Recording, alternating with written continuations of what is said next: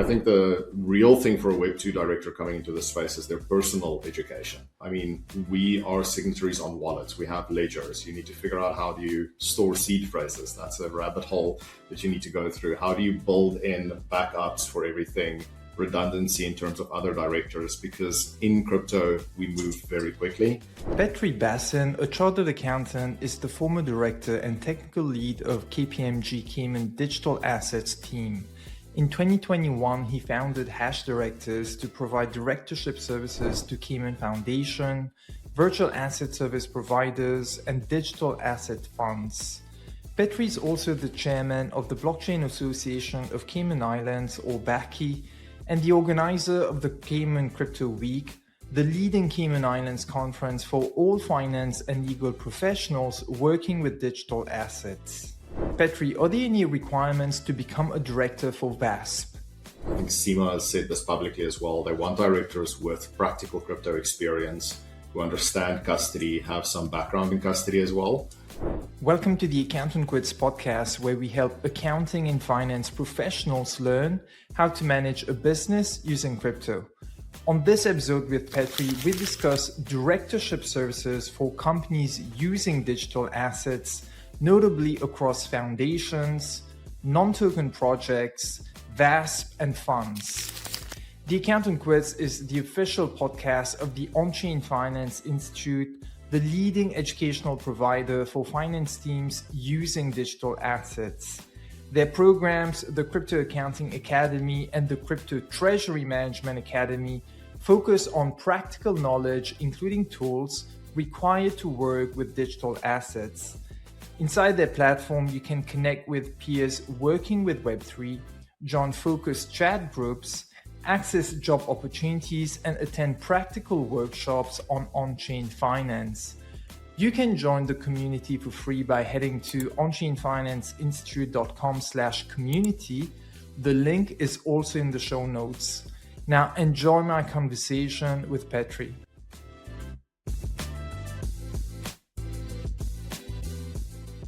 Petri, welcome, and thanks for making the time to be here. Thanks, Amar. Really looking forward to the conversation. I think we've got some really good topics coming up. That's right. So before we get into Web3 directorship, Petri, I just want to go back to how you got into blockchain. So I mentioned you're a chartered accountant, originally from South Africa. You started working in audit at EY, and then in 2014, you moved to the Cayman Islands to join KPMG, where you're part of the team building tools to audit digital asset. Then you later led KPMG Cayman Blockchain Practice before going on to found Hash Directors in 2020. So what do you see happening at the time in the governance and directorship space that led you to start your own firm? Yeah, no, I think it was a very interesting time. I mean, 2016, 17, we saw a lot of hedge funds that were invested in Bitcoin, Ethereum, and had to figure out how to audit that. So how do you prove someone owns Bitcoin in a self-custody wallet? And then through working with funds, exchanges, different custodians, we were dealing with the board as well and working with the individuals that were on there. And I mean, I have to tip my hat to some of the directors. They were traditional fund guys taking on these clients. They were doing their best, but any crypto client is different than a traditional hedge fund, traditional entities. So we saw, especially on custody, configuration, self-custody, etc., questions that people just didn't know what they didn't know in terms of what to ask at the board level, things to look out for. Also, just managing your risks. I mean, cyber risk with crypto involved is much larger than any traditional organization. So that's where we sort of saw a gap in the industry, realized that you need someone with digital asset specific experience at your board level. I mean, sometimes we still share boards with more traditional directors. It's a really good complementary factor. But having that real digital asset knowledge, that's where you can add value. And because we work in the industry, we see what's going on. So we work with a wide range of clients from foundations, funds, private wealth, etc. So we can actually add value at a board level to say, listen, this is what we're actually seeing in the industry, where someone else might not have that range of experience and exposure. Now, before we get into the meat of the episode today, which is on Web3 directorship, I also wanted to compare, maybe for like Web2 directors, how this role compares and contrasts to a Web3 directorship role. So in the Cayman Islands, where you're based, the bar to becoming a director of a foundation is deliberately low. There's no residency requirement, no mandatory professional qualification, and no restriction on who can serve. But correct me if I'm wrong here. Now, any individual of legal capacity, they can take that role. So in theory, a Web2 director could step into a Web3 foundation director role tomorrow. But in practice, this role is different, right? Because you're implementing decisions made by token holders through on-chain votes. And in the Cayman Islands, this foundation, it's an ownerless foundation. That means your fiduciary duty is to the foundation's object clause and not to the shareholders, right? So to the Web2 director, how would you explain the most important differences between a Web2 and Web3 directorship role? I think in a Web 2 directorship, if you're thinking about funds, any traditional companies, it's a very well trodden path. A lot of the time, it's very regulated. There's a lot of service providers in there that are also looking after things. If you're working in a fund, it's most of the time audited. You've got a fund administrator, multiple corporate service providers. When you're moving into Web3, you need to understand how the industry works. I mean, the foundation company itself is a unique structure. You need to understand the nuance of exactly how it interacts with a DAO, but then also all of the crypto specific items. We recently saw some very large hacks, very sophisticated attack vectors. So I think a director really needs to understand those risks, know what to talk to the client about on that side. But I think the real thing for a Web2 director coming into the space is their personal education. I mean, we are signatories on wallets. We have ledgers. You need to figure out how do you store seed phrases. That's a rabbit hole that you need to go through. How do you build in backups for everything, redundancy in terms of other directors? Because in crypto, we move very quickly. I mean, communication is all the time on Telegram, on Slack, on Signal. I think a lot of Web2 directors wouldn't be used to the pace. But the thing that gets more interesting, and I think that's where you need someone that's been in this space and understands interacting with the community, is when you have community votes, how to navigate that. Because we have seen it where Web2 directors who don't understand that you've got this dynamic of, yes, I'm running a project and I've got a community, they just want to make, this is the best decision. So I'm going to make this decision, no questions asked. And in principle, as the foundation, sure, that's the best decision, but you have to be thinking about the project. Because if you make a decision that upsets the entire, community, that is very detrimental to a project as well. So I think you need a director that understands how everything works, how community interacts with these projects, and then also just how the ecosystem actually fits in terms of ways to navigate it. How do you actually make those decisions? In the end, we're still getting to the same thing. I mean, you said it perfectly. The memorandums and articles guide us. That's what we are bound by, and that's what we have to ensure we do. And most of the time that says it's for the benefit of the protocol. So we need to make sure we're acting in that specific for the benefit of the protocol, and then figure out what that really actually means. Yeah. Now, we'll go a little bit deeper on those operational workflows in a bit, but I also want to go through the services that you offer at Hash Directors to provide more context to the listeners here. So could you explain what kind of services, directorship, and other types of services that you'd be offering at Hash Directors for Web3 companies? Yeah, definitely. So we are fully regulated by SEMA as a company manager, which means we can do company incorporations. So we can do full incorporation, secretary, and be a registered office, do all the annual filings, etc. Then Hash specializes in providing directors, where we've got a team of very experienced individuals, people who've been working in the space since 2016, 17 with legal, accounting, and regulatory experience. Samuel, who's part of our team, wrote the VASP legislation in Cayman. So very big team. And that's really what we're doing, is we're helping clients, giving them that advice. And then Hash can be a supervisor, but one of the things we do is if we're a director, we won't be supervisor as well, just because we think that's really good corporate governance. But we have sister companies. I mean, you mentioned the entities that we advise. So Lemma, for example, will help with operational support, provenance with compliance, ex-treasury with managing the treasury. So we try to provide a single solution for a client. So a lot of the time we'll tell a client, we take care of all the boring stuff. So we will make sure regulations are complied with, accounting is done, payment runs, all those kinds of things are happening so that they can focus on building. Because in the end, you're building a product, but you're also building a community, and that's a lot of work. So we take care of the rest of it. And you would usually be the first person that this client reaches out to. And basically, then you would guide them through the ecosystem of service providers. Yes, exactly. So, I mean, normally you begin with incorporating the entity. So you'll have legal counsel. I mean, the lawyers will be advising you on structuring, how to plan through everything, etc. But then that first step is setting up the legal entity, appointing your director, and then we've actually internally got a whole roadmap for our clients. So we take them through the whole process up to TGE if it's a foundation, then operationalizing everything, and then stable state operations after that. So we sort of walk them through that life cycle. Perfect. Now, for this episode today, I want to go through 4 different categories of directorship. The first one is for projects that have a token and with the foundation structure. We'll also cover for project without a token later, for projects that have a VASP license, and the last one will be for funds. But starting with projects that are launching a token. Now, on previous episodes, notably episode 89 with Nextlaw, we've covered token launches in the Cayman Islands in some depth. So for the listeners, if you want to check that episode out. But for this episode today, we're focusing purely on the director's role.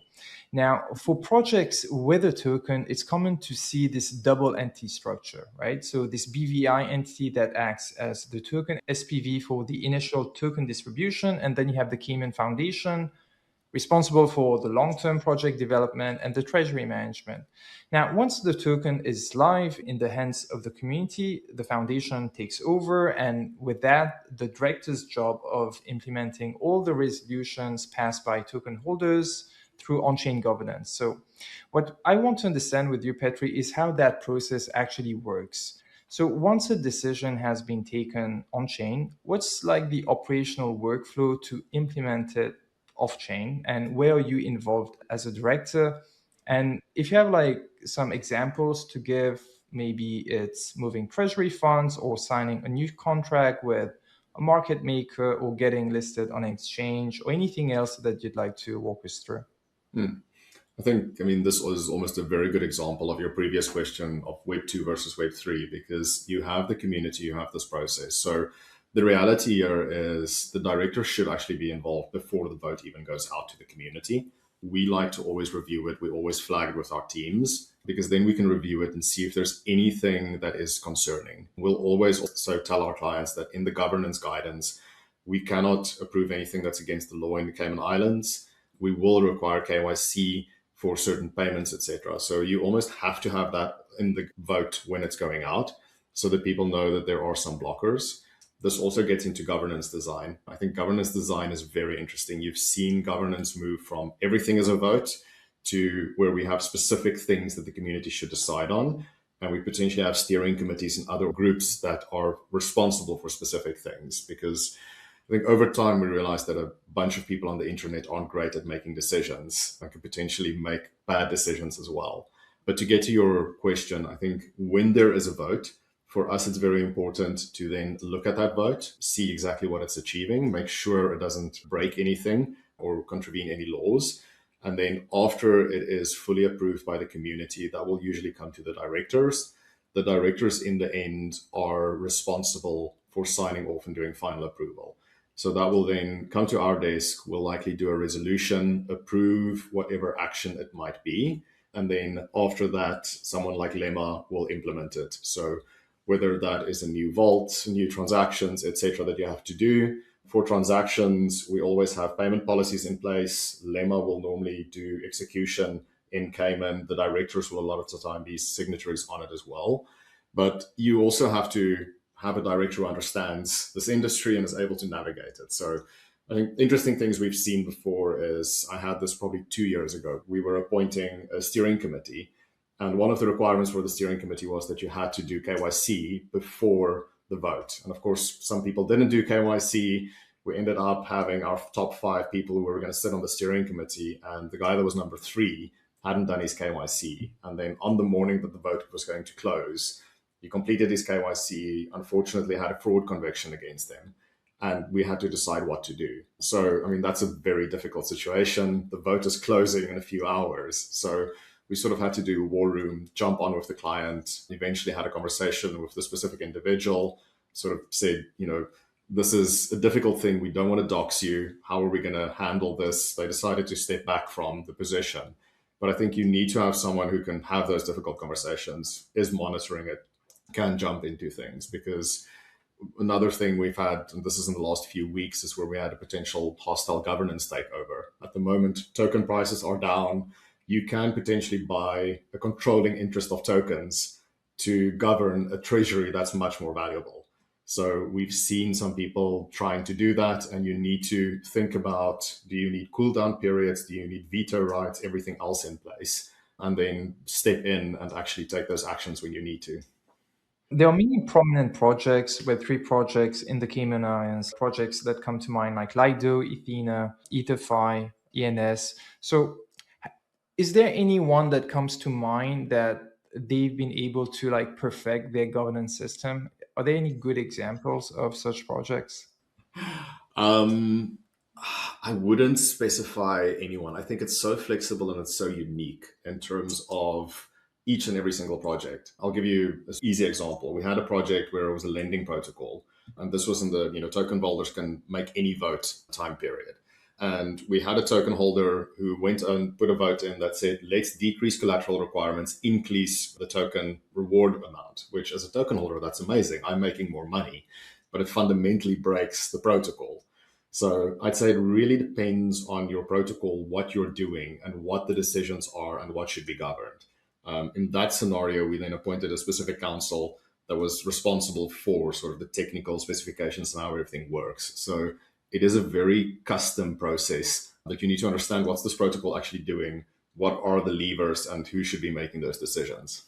Now, those were for projects with a token and the Cayman Foundation. Now, there's a lot of Web3 projects, obviously, that don't have a token, like infrastructure providers, IP holding structures, exchanges, market makers, etc.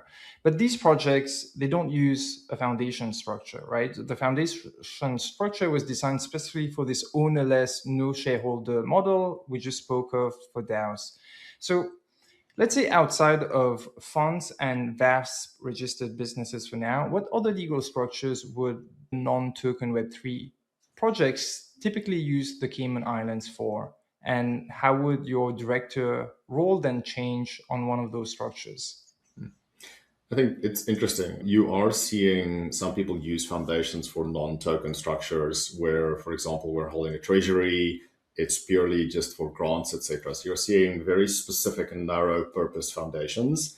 But then, yes, to your point, I think an exempt Cayman company is probably the one that's more popular than if it's an infrastructure play, if it's purely providing those services. And I mean, a lot of those clients will then also go the regulatory route, where they will register with SEMA, become a VASP, etc. So it completely depends on activity.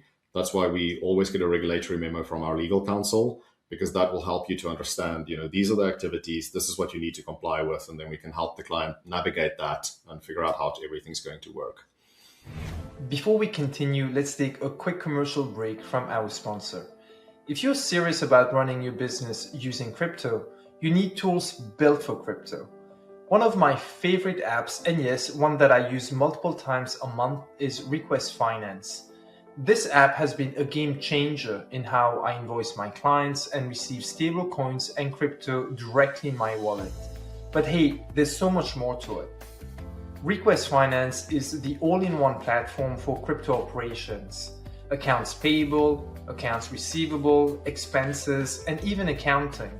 Plus, they've got a killer multi-pay off-ramp to over 190 countries, meaning you can pay someone with crypto and they get fiat in their bank account. Request Finance connects to over 20 blockchain networks, including Ethereum, Solana, Base, Arbitrum, Near, and more. Here are some features that I love. Batch payments using your preferred wallet of choice, a single dashboard to track all invoices with real-time updates, All invoices contain the transaction hash for easy audits. But hey, don't take my word for it. Try that for yourself. Head over to requestfinance/partners/the accountant quits and get 2 months for free with all the pro account features. Join 3,000 finance leaders today using Request Finance and make crypto operations simpler, compliant, and less stressful. Now, I want to move on to speak about VASP license project. So I went through CIMA's public register while preparing for this episode, and I saw that there are currently over 20 active VASP in the Cayman Islands, which tells you it's still a small, heavily scrutinized group, right? So some of the companies I saw on that list was, again, eDeFi, B2C2, Ripple, blockchain.com, so well-known companies. And to date, you only have 3 entities that have cleared this full VASP license, which is the tier required for custody and trading platforms, and it comes with stricter governance requirement. Now, with this low number on its VASP register, it probably means that Cayman was never really competing for VASP registered businesses, but correct me if I'm wrong here. And its dominance today lies in fund vehicles and foundation and DAO structures. So for these entities that do choose Cayman for VASP registration, what is it they're actually doing from that entity? What triggered the need for VASP? And again, but maybe you can touch on that as a follow-up question, would be the directorship role. No, definitely. I think what we've seen with the VASPs is Cayman had a phased approach. So we started out with just VASP registrations, where there were specific activities and you just register. And we've now rolled out phase 2. So, I mean, through the Blockchain Association, but Hash also did some consulting with the regulator to get to that, where you now have exchanges and custodians where you've got a full license. And you're seeing a lot of the previously registered entities, they're busy moving through that process now, depending on their activities. But we've definitely seen a large increase in interest in full VASP licensing in Cayman. So just talking to the lawyers from what we've seen ourselves, there's a lot of people that are considering Cayman as a jurisdiction. I think it's twofold. The one side is Cayman is a leading international financial jurisdiction. So we're very well known. People understand the KYC compliance requirements, etc. here are very strict. The legislation is very clear. And then now the licensing is also very clear. And our regulator has really skilled up. I think to your point, I mean, there are a lot of other places where you can potentially register as a VASP. At CIMA, we have a very good lead at CIMA. The rest of the team there are very educated. And I've had this conversation with clients where they're like, I'm not explaining blockchain 101. These guys are asking good questions. They're actually getting into the detail. So I think we're now in a very good position to get these clients and almost, I look at this as a new pillar for Cayman, as a whole new industry that we're going to start pulling into the island. But this is the very regulated side of things. So to your point about a director, I think CIMA has said this publicly as well. They want directors with practical crypto experience who understand custody, have some background in custody as well. That's specifically what they're looking for. There is a requirement that a VASP has to have an independent director on its board as well. And the position as a VASP director is much more compliant. I mean, CIMA has very specific requirements. There are very specific AML, IT, cybersecurity, custody requirements. And as a director, you're in the end responsible for that. So you're really spending a lot of time with the client, with legal counsel, everyone else, going through everything, understanding the processes, and then making sure it's all implemented, because you know that you will be audited. So, I mean, CIMA will do inspections. They will, go through all the policies, everything else with the client.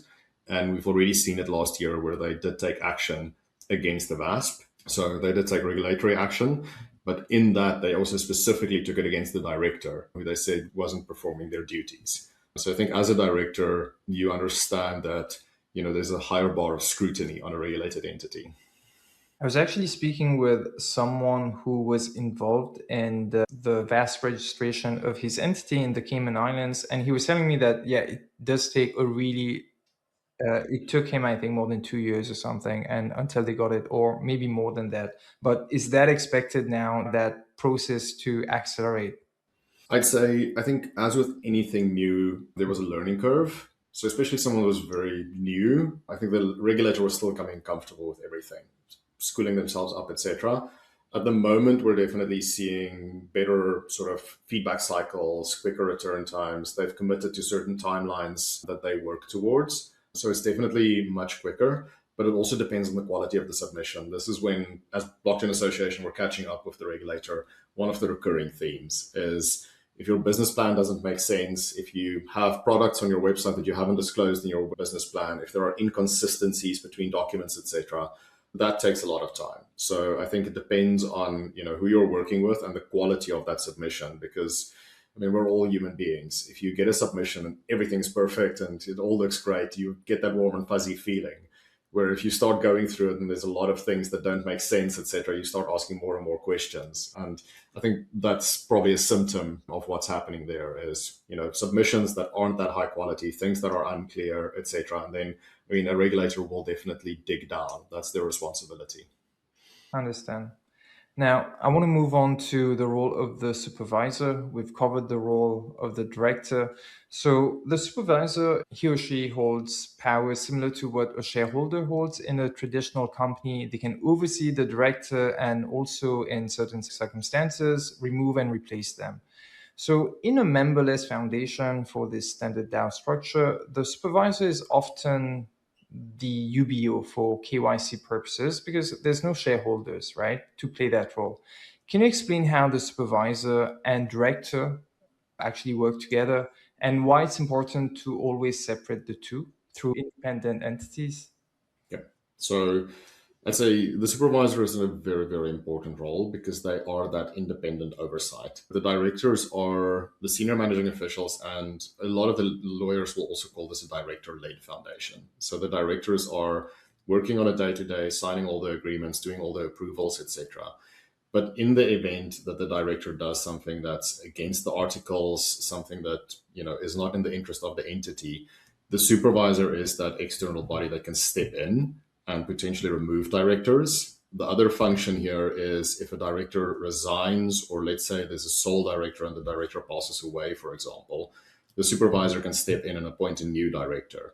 So your supervisor is that fallback and oversight role. And that's also why it's so important for that to be an independent party. So you can have the same individual or company as director and supervisor, but in that event, if the director is doing something, there's no checks and balances, because in the end, the supervisor is the same party. We always recommend it at Hash. We will never do both roles. And we have seen some instances where it has been misused, unfortunately. We've had people call us saying, this is the situation. And unfortunately, the answer is, yes, you saved a few dollars by having the same individual do both roles, but you're also in a very tough situation now. So I think it's very important there. And it's a very important point to highlight for people, is a lot of people will sell the package deal, this is very cost-effective model, but we always take the long-term view. And in the long term, I know we're all very friendly at the moment and everything is going great, but we also know that in the future, things could go wrong. So you want those checks and balances in place when you need them. Have you seen projects, maybe a DAO, where a contributor from there would have that supervisor role? And also, is it a legal requirement? So, if you appoint a supervisor, yes, you have to have one. You can have more than one supervisor as well. For the supervisor role, we normally recommend that it's someone that's at least familiar with Cayman regulations, because to the point, if you, for example, have directors resign, if there's anything else going on, that supervisor needs to understand it and understand their responsibilities. But you can have anyone in that role. So the main thing is that it's someone who understands the requirements. And then you also need to look at the powers of that supervisor, where they physically reside, etc. In terms of taxation. If they're controlling the entity, will they become the UBO for the entire foundation potentially? For a project where you're not acting as director, are you providing the supervisor role? Yeah, we will do that, yes. Okay. Mm-hmm. Fantastic. Now, I want to go through like the full governance stack for a Cayman foundation. You have the director, which is what Hash Directors provides. Then you have the supervisor, we just spoke about, held by an independent third party who oversees the director. You have the DAO administrator, which is what Lemma provides, the company you ran advisor on. They would be doing the day-to-day operations, the bookkeeping. Now, the director is ultimately responsible for what the foundation does, but the DAO administrator, like Lemma, is the one executing most of it. Now, given that Hash Directors and Lemma are sister companies, they were both co-founded by you. How do you think about managing the independence of the director role when the DAO administrator is sitting alongside a related entity? No, I mean, it is something that we discuss a lot and we look at it a lot. So between Hash and Lemma, I'm not involved day to day at all. Lemma has a completely separate management team, etc. I'm just a sort of seed investor over there, an advisor. I think in terms of the relationship, it is definitely a good relationship to have where you have a director and an administrator who are very familiar with each other and work well together because it makes things a lot more efficient. So what we saw, this is back in the day, 2020, early 2021, with a lot of clients is clients would be asking the director, where we're supposed to be independent and only provide oversight, to do operational things. So you start becoming an executive director almost. And that's where we saw the need for someone to run operations and go through everything. So you saw that maturing of the entire industry. And I almost draw a parallel to the funds industry, where in the funds industry, you've got a director, but you'll have a fund administrator. And the fund administrator is doing a lot of the operational procedures. They're doing the bookkeeping, execution of transactions, all those kinds of things. And you will see it, where it's the same corporate provider doing admin as well as director, but they're taking on very different roles. And as long as it's segregation. So, I mean, if I was, day to day, the person running Lemma, that would definitely be a concern, but we are segregated. And in the end, the director is personally liable. So if, let's say, for example, I'm a bad actor, I'm doing both of those roles. If I'm doing things that are against the best interests of the protocol, against the memorandums and articles, the director is personally liable. So that's something we take very seriously at Hash. So that's why we have that segregation as well. So the conflict, in the end, it's a personal thing for the director to ensure you're doing what's best for the protocol. And I think that's what's really important. Fantastic. Thanks for clarifying, Petri. Now, you mentioned crypto funds earlier. It's the fourth category of directorship I wanted to go through. Now, the directorship role, it changes when you move from a DAO foundation into a fund structure. Now, you're not really accountable to a community of token holders, but you're accountable to LPs, SEMA, directly the regulator. You are signing off all these NAV calculations, overseeing the fund administrator, right? And sitting between the regulator and the investment manager. So at Hash Directors, how would you approach this directorship role in a fund context? And what would you say are the risks, or what's different with fund directorship for crypto companies? So I think in the fund industry, it's definitely much more regulated. You've got very specific filing deadlines that you have to meet. You've got an audit that you have to meet as well. But you also have more support in your auditors, your fund administrators, everything else. As a fund director, I mean, there's a lot of, let's call it the normal corporate governance things that any fund director needs to do. SEMA has very specific requirements there. We make sure we meet all those requirements. The crypto specific side, I'd say firstly is custody, who your custodians are, how everything's configured, how approvals, etc. work. Then if you're doing subscriptions in kind, we have funds that are doing that. How are you doing your KYC, AML checks, wallet screenings, etc. on those? For VC funds, we see, there's a lot of value we can add there because we work with foundations as well. So with the VC funds, it's very much looking at, what are the projects? How are they launching? What are the things that you should consider? Because, if I'm a VC investor and my, project decides to just launch the token without a legal structure or anything like that, that's bad for my investment as well. So that's where we, advise and help a lot of our VC funds as well. And then it's the normal, investor relations, making sure we don't do anything that's against the fund's documents, making sure subscription and redemptions are going well, and then just managing all of the vendors. So fund admin relationship, auditor relationship, all those kinds of things. So I think it's a much more regulated area and it's a much more specific playbook, but it is still does have very crypto specific things. And when you have that sort of experience and you see what's going on in the industry, you can also advise your clients. If there's issues with a specific bank, issues with a specific custodian, whatever, you can at least tell your client, listen, this is what we're seeing in the industry. We should consider having a backup if anything goes wrong, etc. Like in the Cayman Islands right now, what would you say is the composition between directors for funds or for foundations? I mean, the majority of directorship right now are probably for foundations, right? Because there's so many foundations in the Cayman Islands as compared to funds, which is like the bigger category. Yeah, I mean, I'd say if you're looking at Cayman as a whole, the fund industry is much, much larger. Okay. So you've definitely got a lot more directors working on funds. The digital asset industry is growing, but I think the fund industry is a multiple of what we are at the moment. I understand. So now at the Hash Directors, you're also providing non-executive directorship services for these funds. So as a non-executive director on a crypto fund, what does your oversight actually consist of? I think for a non-executive director, this is for investors. So if I'm an investor investing into a hedge fund, you want a non-executive director because they are not part of the management team and they're providing that oversight role. And we are sort of responsible for the investors. So we're looking after, number one, the incorporation documents and the fund documents, making sure that we stay within the specific rules and what we set out that we're going to do there. But then the second part is looking at the investment manager. I mean, we always, in our board meetings, will have the investment manager report.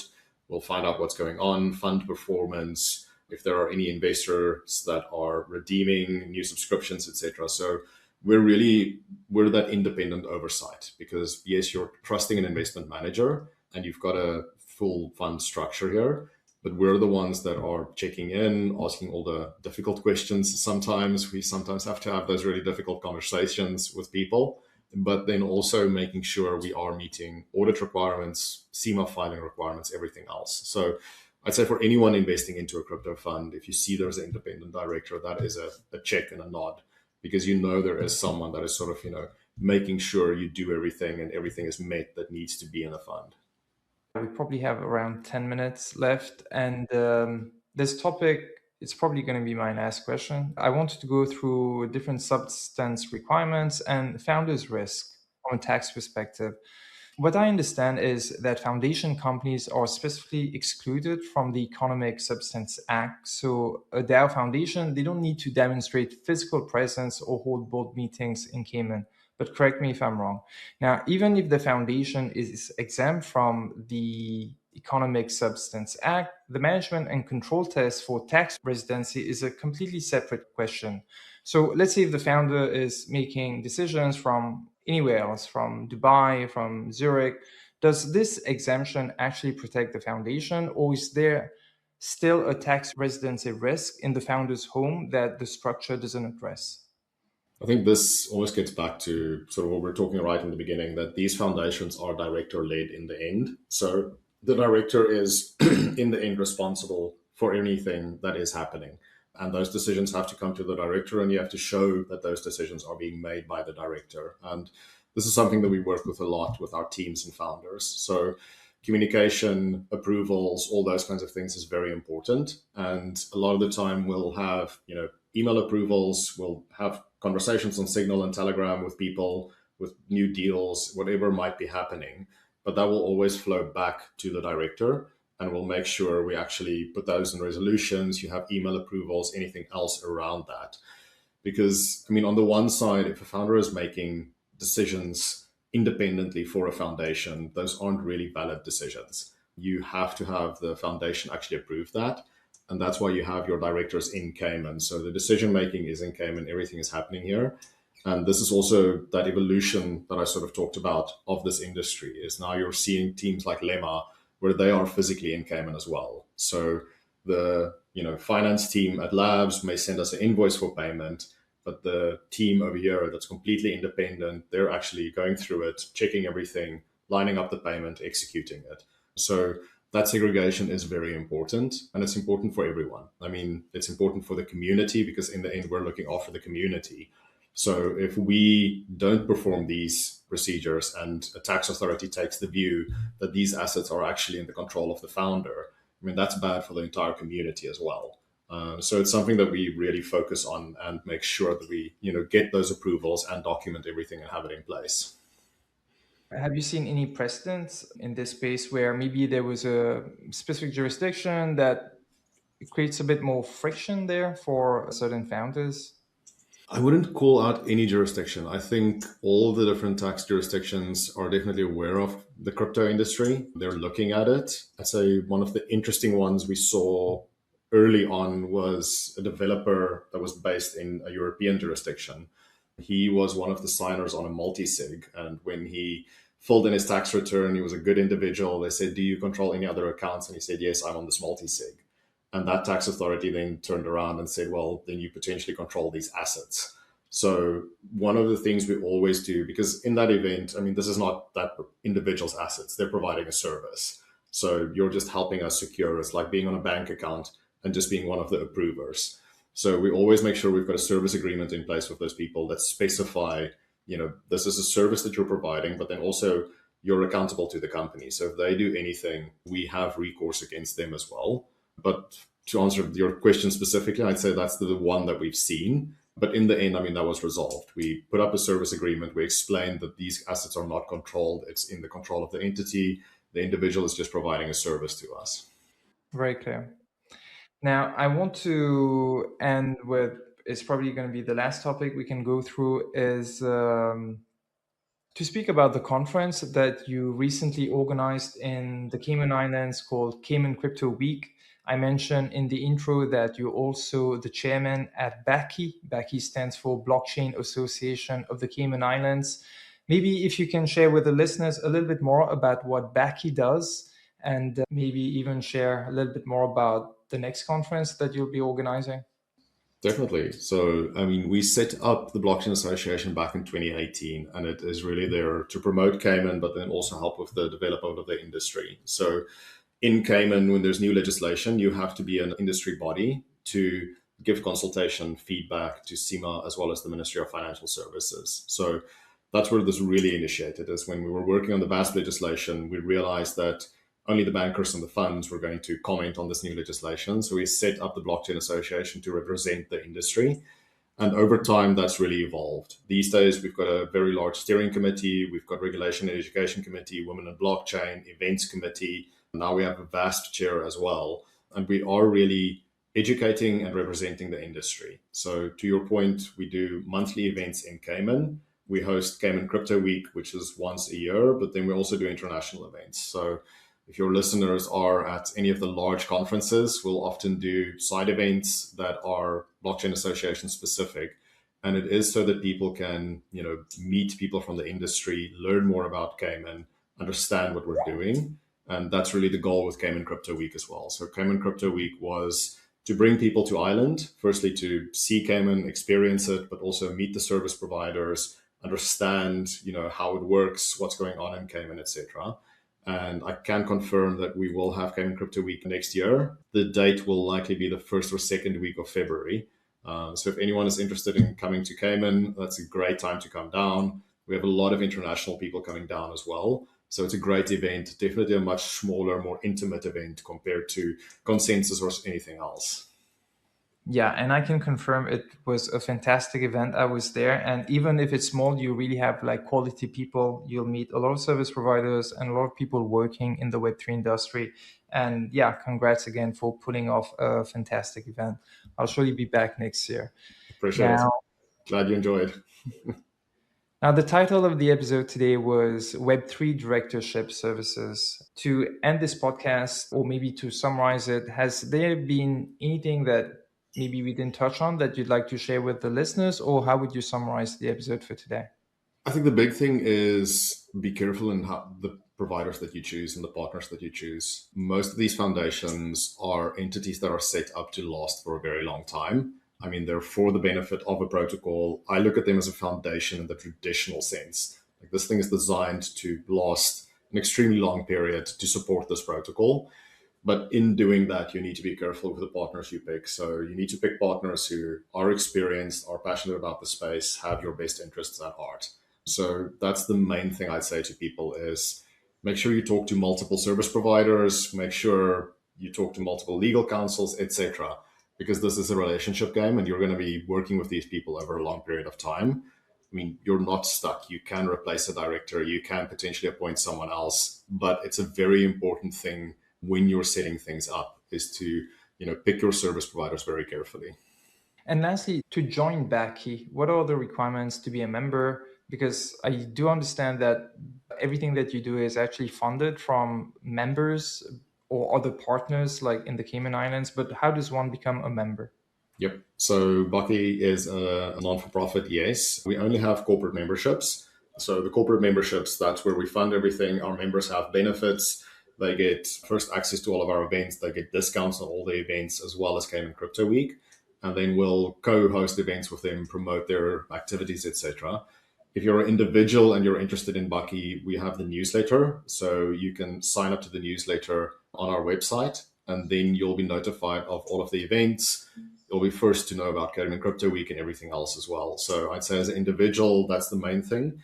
But as an organization, I mean, we've got a big drive this year to onboard more VASPs and foundations, but we also have international members. So we've got blockchain.com, a lot of other international companies that are also members of the Blockchain Association. Sounds good. I'll be sharing all those links. Now, I like to end the episode usually, Petri, is like a tradition on this podcast by asking you about, do you have any favorite quote or like a maxim that you live by, or maybe you repeat to yourself? Yeah, I mean, it's an interesting one. I'd say the one that came up immediately was how you do anything is how you do everything. I think that's a good principle in life, is the way you conduct yourself in certain things that pulls through in other areas of your life. So it's a good standard to set for yourself when you're, personal fitness, health, working with clients, everything else. Yeah, I like it and I agree. Petri, thanks a lot for joining in today. If people want to reach out to you for the services at Hash Directors, where should they go? On the website or on socials? Yep. So our website is hashdirectors.com. You can find us on LinkedIn as well. If you want to contact me, it's just Petri at hashdirectors.com, or you can just shoot me a DM on LinkedIn. I mean, fairly active and responsive on both of those. And Umar, thank you very much for the podcast. Really enjoyed it. Thanks a lot for coming today, Petri, and we'll be in touch, and I'll probably see you next year for the conference. Look forward to it.